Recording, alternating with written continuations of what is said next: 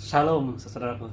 Haleluya. Kita bertemu lagi dalam ruangan ini, yaitu merenungkan firman Tuhan. Damai sejahtera, kasih karunia Allah Bapa dan Tuhan Yesus Kristus beserta kita senantiasa, luar biasa. Sebelum kita mulai, saya ingin membawa kita terus saja dalam doa. Saya percaya Tuhan mau menyampaikan message yang luar biasa buat kita pada hari ini. Mari kita berdoa. Bapa di sorga, kami bersyukur berterima kasih kepadamu karena Engkau sangat baik. Engkau luar biasa baik kami.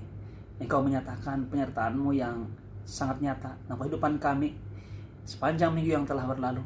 Malah kami percaya Bapa di sorga, hidup kami terpelihara dalam-Mu. Pada hari ini, pagi ini, kesempatan ini, saya percaya Bapa di sorga, Engkau mau menyatakan isi hati-Mu pada kami, firman-Mu dalam Kristus Yesus buat kami. Supaya kami nampak, melihat, sadar, dan menyadari identiti kami sesuai dengan gambaran iman yang Engkau beri pada kami melalui penyataan firman baik kami.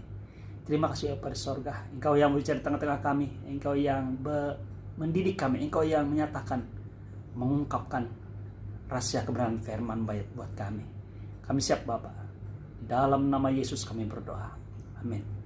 Saudaraku, di dalam kitab Yesaya pasal yang ke-60 bermula dari ayat 1. Firman Tuhan berbunyi seperti dia katakan, bangkitlah, menjadi teranglah, sebab terangmu datang dan kemuliaan Tuhan terbit atasmu.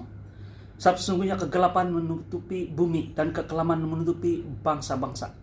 Tetapi terang Tuhan terbit atasmu dan kemuliaannya menjadi nyata atasmu.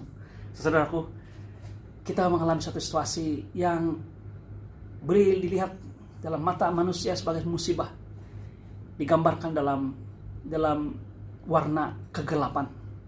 Satu yang diistilahkan oleh Nabi Yoel ketika dia berkata bahwa pada akhir zaman keadaan adalah seperti suasana yang kelam kabut, kelam pekat, maka malah juga dikatakan dalam keadaan yang penuh dengan chaos ataupun ketidaktentuan.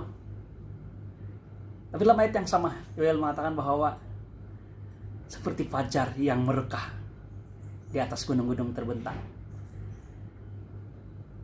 Kitab Yesaya mengatakan hal yang sama. Dia katakan dalam pasal yang ke-60, dia katakan bangkitlah. Dia merujuk kepada semua kita, orang-orang yang percaya, anak-anak Tuhan, jemaat Tuhan. Dia katakan bangkitlah dan bersinarlah karena terangmu sudah datang. Dan itu dia katakan bila itu. Dia katakan dalam ayat kedua, dia katakan sebab sungguhnya kegelapan menutupi bumi. Satu suasana kelam pekat, kelam kabut seperti nyatakan dalam kitab Yoel. Tapi dalam keadaan suasana seperti ini, Tuhan mau menyatakan sesuatu kepada anak-anak Tuhan, orang-orang percaya, supaya kita bangkit dan bersinar. Saudaraku, sadar atau tidak sadar, kita memiliki sesuatu yang berbeda dengan dunia yang ada di luar sana. Kita memiliki terang. Dan terang itu, dia katakan firman Tuhan sini, dia katakan terang itu datang, terangmu datang. Dalam kitab Injil Yohanes pasal yang pertama ayat yang ke-17, firman Tuhan mengatakan hukum Taurat diberikan melalui Musa. Tapi kasih karunia dan kebenaran datang oleh Yesus Kristus. Dia katakan datang. Kasih karunia dan kebenaran datang. Yesus adalah terang dunia. Dia adalah terang yang Tuhan berikan kepada Anda dan saya di tengah kegelapan. Nah, suasana yang kita alami sekarang ini cuma situasinya seperti lebih nampak nyata. Pekerjaan iblis yang semakin nyata, nampak dan ketara di mana-mana. Tetapi justru firman Tuhan mengatakan bahwa dalam keadaan seperti inilah Dia mau supaya kita semua anak-anak Tuhan, orang-orang Israel rohani, pengantin perempuan Bapa di surga sendiri, jemaat Tuhan, tubuh Kristus, untuk bangkit dan bersinar. Apa maksud bangkit dan bersinar? Bangkit dan bersinar adalah merujuk kepada kita menjadi terang, kita menjadi saksi. Di luar sana orang mengalami segala musibah dan segala masalah, segala cabaran. Malah pada waktu-waktu dan saat-saat mereka mengalami keputusasaan yang luar biasa. Mereka mencari tempat di mana mereka dapat menggantungkan atau mengharapkan, meletakkan pengharapan mereka. Saudaraku, Anda dan saya, kita memiliki ini. Kita memiliki Yesus Kristus terang yang menguasai, yang ada dalam kita. Pengharapan yang Tuhan beri pada kita. Dia mau kita bangkit. Karena perkataan menyuruh untuk kita bangkit.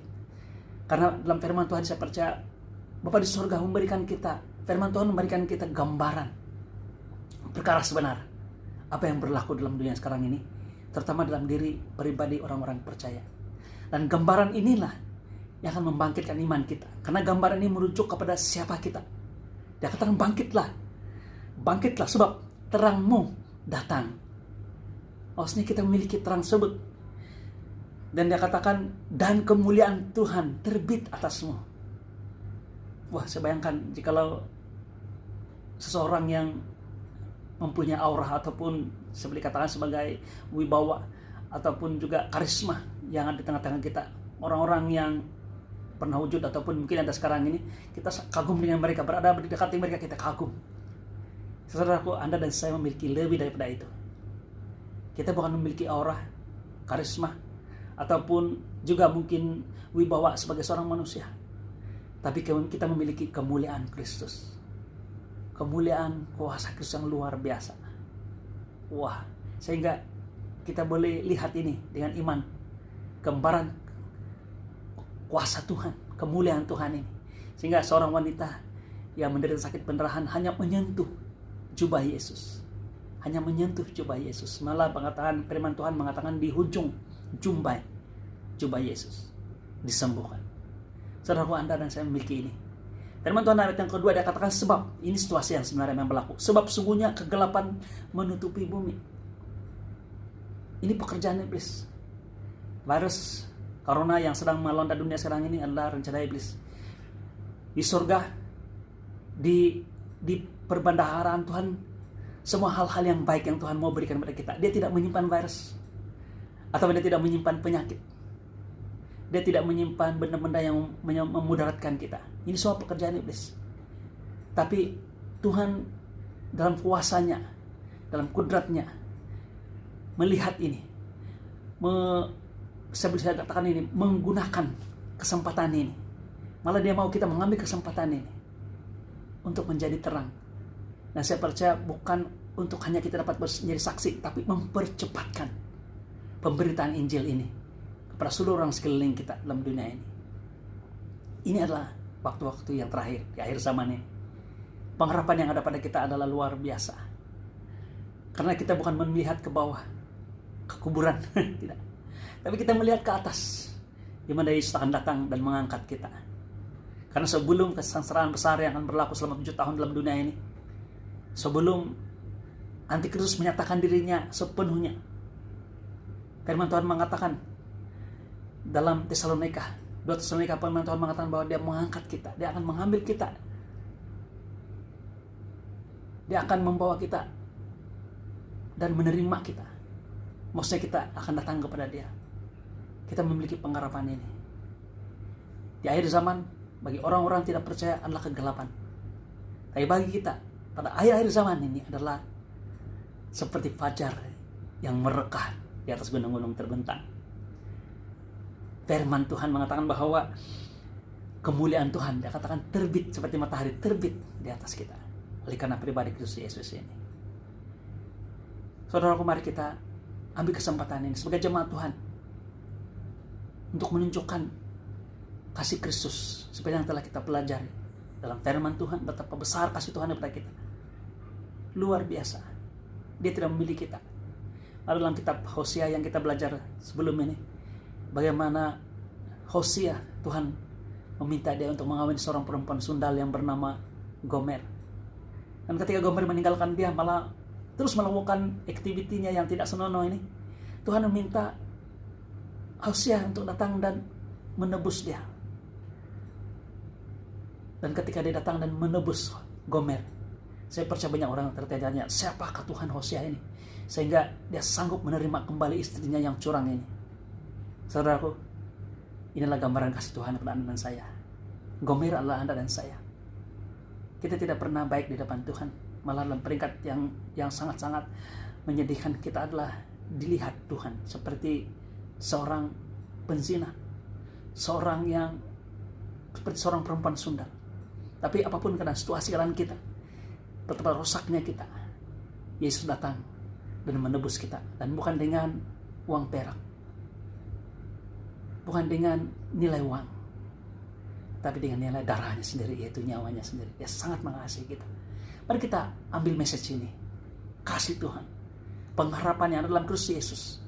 Beritakan Injil kasih karunia pada sekeliling kita. Kalau perlu, Anda perlu memikirkan sesuatu untuk menggunakan media sosial ini untuk menjadi wadah untuk dapat kita menjadi berkat pada sekeliling kita, sehingga pengaruh, wibawa, dan juga kuasa kemuliaan Tuhan itu, saksian yang kita bawa itu bukan hanya di jangkauan tangan kita, tetapi boleh menjangkau seluruh dunia bagi Tuhan.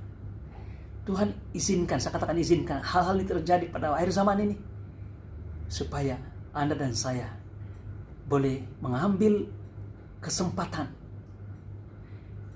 Waktu kita dihambat ini, kita boleh merambat untuk menjadi berkat kemuliaan pada orang sekeliling kita, memberitakan kemuliaan Tuhan Yesus Kristus, keselamatan yang Dia sediakan bagi Anda dan saya dan kepada mereka semua. Oh, haleluya, haleluya. Firman Tuhan ayat yang ketiga dia katakan, bangsa-bangsa berduyun-duyun datang kepada terangmu. Saudaraku, ingat ini. Mereka datang, mereka bertobat, bukan karena Anda dan saya, tapi message yang kita bawa. Malah bukan message, tapi pribadi Kristus yang kita bawa dalam message yang kita sampaikan pada sekeliling kita. Pribadi Kristus.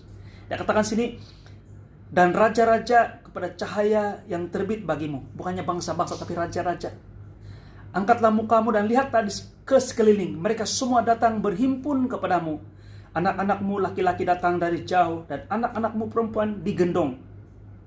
Pada waktu itu engkau akan heran melihat dan berseri-seri. Engkau akan tercengang dan akan berbesar hati, sebab kelimpahan dari seberang laut akan beralih kepadamu. Dan kekayaan bangsa-bangsa akan datang kepadamu. Sejumlah besar unta akan menutupi daerahmu, unta-unta muda dari Midian dan Eva. Mereka semua akan datang dari Seba, akan membawa emas dan kemayan, serta memberitakan perbuatan masyhur Tuhan. Segala kambing domba Kedar akan berhimpun kepadamu. Domba-domba jantan Nebayot akan tersedia untuk ibadahmu. Semuanya akan dipersembahkan ke atas mezbahku sebagai korban yang berkenan kepadaku, dan aku akan menyemarakan rumah keagunganku. Saudaraku, ini berbicara tentang kelimpahan pada waktu kegelapan ini yang menutupi bumi. Kita melihat sebagai satu masalah, problem, ancaman dan sebagainya. Tuhan mengatakan pada waktu inilah Tuhan mengalihkan berkat dari bangsa-bangsa lain kepada kita, anak-anak Tuhan, orang-orang Israel, dan juga orang-orang Israel rohani, Anda dan saya. Ini luar biasa. Bagaimana Tuhan melakukan ini? Ini satu yang sangat istimewa. Hanya Tuhan yang dapat lakukan ini. Saya percaya melalui cara Tuhan yang sangat-sangat istimewa untuk Anda dan saya. Jika kita melihat bahwa masa pandemik ini, kita melihat ancaman dari segi ekonomi, malah kesehatan kita. Saya ingin beritahu saudaraku, pada hari ini Tuhan memberikan kita picture, gambar firman Tuhan, pernyataan yang benar tentang keadaan yang situasi yang sebenarnya apa yang berlaku dengan Anda dan saya dalam dunia sekarang ini, yaitu Anda dan saya yang percaya pada Yesus Kristus, bahwa kita sebaliknya akan mengalami kelimpahan yang luar biasa. Saudaraku, kelimpahan bukan hanya berbicara tentang hal keuangan, harta, dan sebagainya. Kelimpahan berbicara tentang kita memiliki segala-galanya apa yang kita perlukan, malah lebih daripada cukup. Jikalau pada hari ini, jikalau itu berbicara tentang keuangan, hari ini Anda memerlukan 100 ringgit, Tuhan akan berikan Anda bukan hanya 100, tapi lebih daripada keperluan Anda. Tapi jikalau pada satu hari Anda hanya memerlukan 10 ringgit, Tuhan akan berikan Anda keperluan tersebut cukup, malah berlimpah-limpah. Nah, saya tidak tahu jikalau Anda memerlukan pada waktu ini sejumlah uang ataupun keperluan yang sangat besar. Tapi saya beritahu, jikalau pada waktu itu Anda memerlukan sejumlah nilai tersebut, Tuhan lebih dapat menyediakan. Kita berkelimpahan bukan hanya dari segi secara material, tapi yang sangat-sangat yang Tuhan ingin melihat dalam diri kita. Seperti apa yang Yohanes beritakan dan inginkan terjadi kepada seorang hamba Tuhan. Dia katakan begini, supaya Anda memiliki kelimpahan, Anda baik-baik saja dalam hidupmu, dalam kesehatanmu, dalam ekonomimu, dan juga jiwamu baik-baik. Dia bilang, seperti jiwamu baik-baik. Tuhan mau semua aspek dalam kehidupan kita bukan hanya mengalami kecukupan, tapi penuh dengan kelimpahan. Saudaraku, inilah keadaan, inilah gambaran, inilah hal yang sebenarnya berlaku dalam diri kita.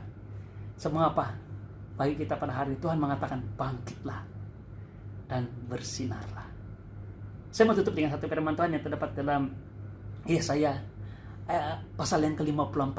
Mari kita lihat firman Tuhan ini, ayat yang ke-14. Mari kita lihat ini, Yesaya 54 ayat yang ke-14. Dan inilah rahasia kenapa kita mengalami semua ini. Dia katakan begini, engkau akan ditegakkan di atas kebenaran. Engkau akan jauh dari pemerasan, sebab engkau tidak usah lagi takut. Dan engkau akan jauh dari kejutan, sebab ia tidak akan mendekat kepadamu. Apabila orang menyerbu, itu bukanlah daripadaku. Siapapun menyerbu engkau, ia akan rebah melawan engkau. Sesungguhnya akulah yang mencipta tukang besi, yang menghembus api dan menghasilkan senjata menurut kecakapannya. Tetapi aku jugalah yang mencipta pemusnah untuk merosakkannya. Setiap senjata yang ditempah terhadap engkau tidak akan berhasil. Dan setiap orang yang melontarkan tuduhan melawan engkau dalam pengadilan akan engkau buktikan salah. Inilah yang menjadi bagian hamba-hamba Tuhan dan kebenaran yang mereka terima daripadaku. Demikianlah firman Tuhan. Dia katakan hamba-hamba Tuhan dan kebenaran yang mereka terima daripadaku. Saudaraku, dalam ayat yang ke-14 firman Tuhan mengatakan engkau akan ditegakkan di atas kebenaran. Saudaraku, rahasianya ialah bukan karena kita baik. Tuhan mau melakukan semua ini. Tuhan meminta kita bangkit dan bersinar bukan karena sesuatu tentang kita, tapi karena Tuhan Yesus yang menjadi terang kita, bersinar atas kita. Malah firman Tuhan mengatakan kemuliaan Tuhan yang terbit atas kita. Ini adalah kebenaran yang Tuhan beri pada kita. Orang benar diberkati, orang benar diselamatkan. Malah firman Tuhan mengatakan anak-anak orang benar mengalami berkat yang berkelimpahan, keselamatan yang luar biasa. Orang benar. Kita menjadi orang benar bukan karena kita melakukan yang benar, tapi berita gembiranya ialah karena Yesus memberikan dirinya sebagai kebenaran kepada Anda dan saya. Ketika kita menerima Yesus, kita menerima kebenaran. Dan inilah bukti dalam firman Tuhan dalam Yesaya 54 ayat yang terakhir dia katakan bahwa kebenaran yang mereka terima. Orang Israel pada waktu zaman hukum Taurat merasa mereka benar apabila mereka berjaya melakukan segala tuntutan hukum Taurat. Tapi mereka gagal. Mereka tidak pernah dapat menerima ataupun diistiharkan benar oleh karena melakukan hal-hal yang benar menurut hukum Taurat. Mereka dibenarkan hanya melalui apa yang Bapa di sorga berikan kepada mereka. Kebenaran adalah sesuatu yang Bapa anugerahkan kepada hamba-hamba Tuhan, termasuk Anda dan saya melalui pribadi Kristus Yesus. Dan pada hari ini firman Tuhan mengatakan kita ditegakkan di dalam kebenaran. Kita punya dasar, kita adalah kebenaran. Kita berdiri atas kebenaran. Kita ditegakkan sehingga kita boleh berdiri dengan megah, dengan penuh keberanian, sehingga kita katakan bahwa segala sesuatu ancaman dalam dunia ini tidak akan menimpa kita. Jika ada orang menyerang, firman Tuhan mengatakan itu bukan dari aku. Dan jika mereka menyerang, mereka akan rebah. Jika mereka menempah pedang ataupun senjata untuk melawan kita, itu tidak akan mapan terhadap kita. Malah mereka sendiri akan mengalami kerosakan akibat apa yang mereka lakukan sendiri.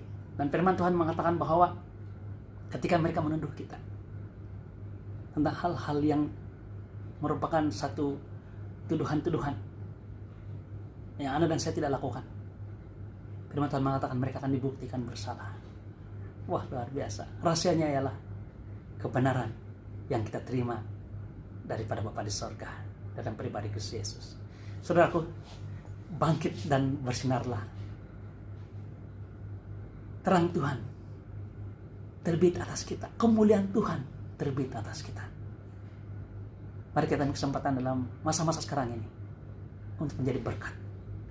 Berani memberitakan Injil.